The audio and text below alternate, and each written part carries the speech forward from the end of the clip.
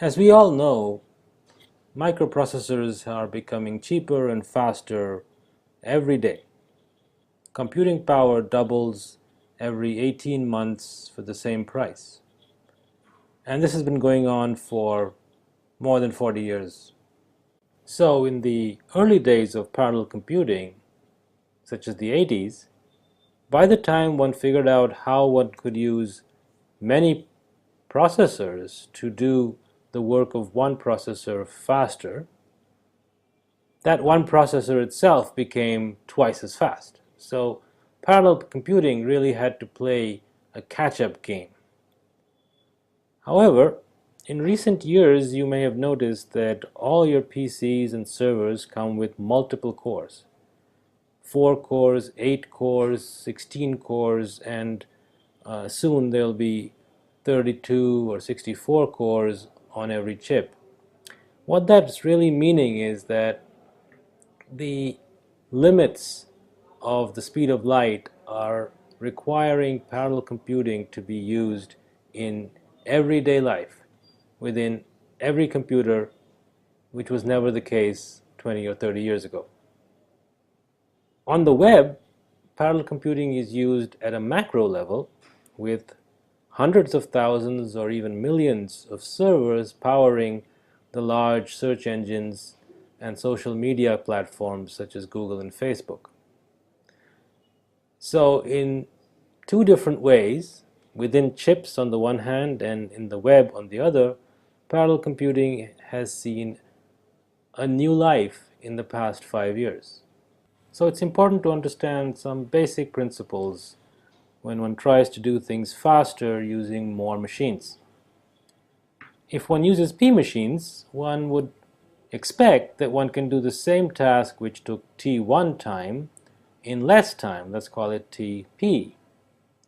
This will obviously be greater than 1 and will increase as you increase the number of processors. So for example, if you had 20 processors, you might get a speed up of somewhere around 15 or 16.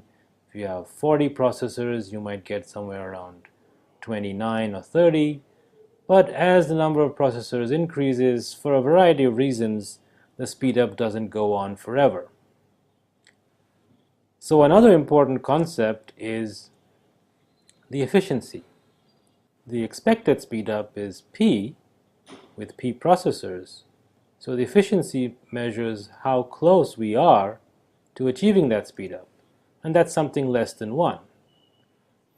When you have a small number of processors like 2 or 4 or 8, you can get close to 1 as your efficiency. But as the number of processors goes up, we'll see that the efficiency will actually come down.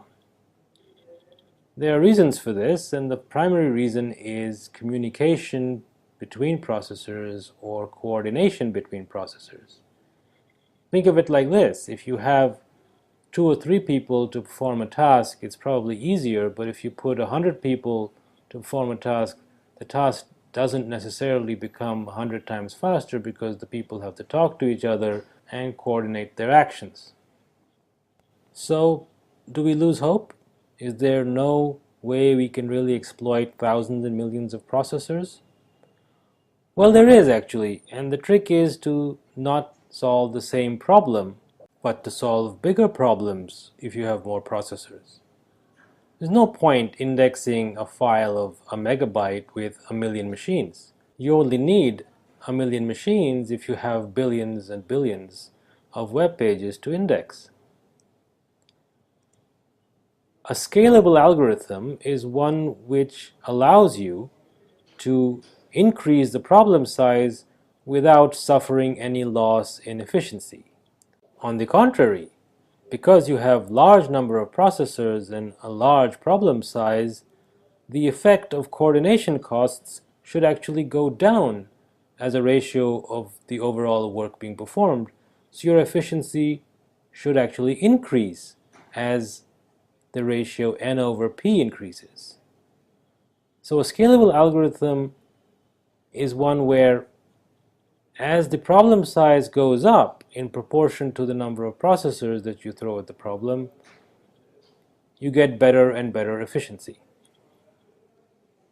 Parallel programming is considerably more difficult than normal serial programming because one has to deal with coordinating the actions of many different processors. There are two fundamental paradigms that have been used historically for parallel programming. One is shared memory. For example, one might partition work using shared memory in this way.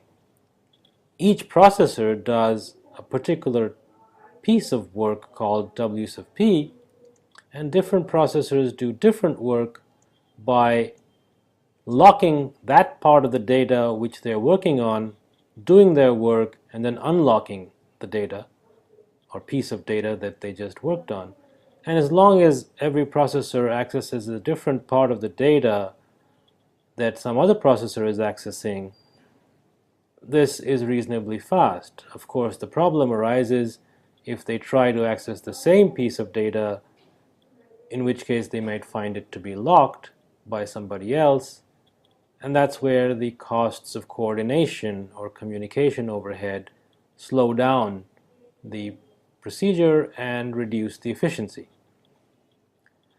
Another paradigm which has been used historically is message passing, for example, by partitioning the data. So each processor does the same computational work, but on different parts of the data. So for example, a processor might have this slice of the data.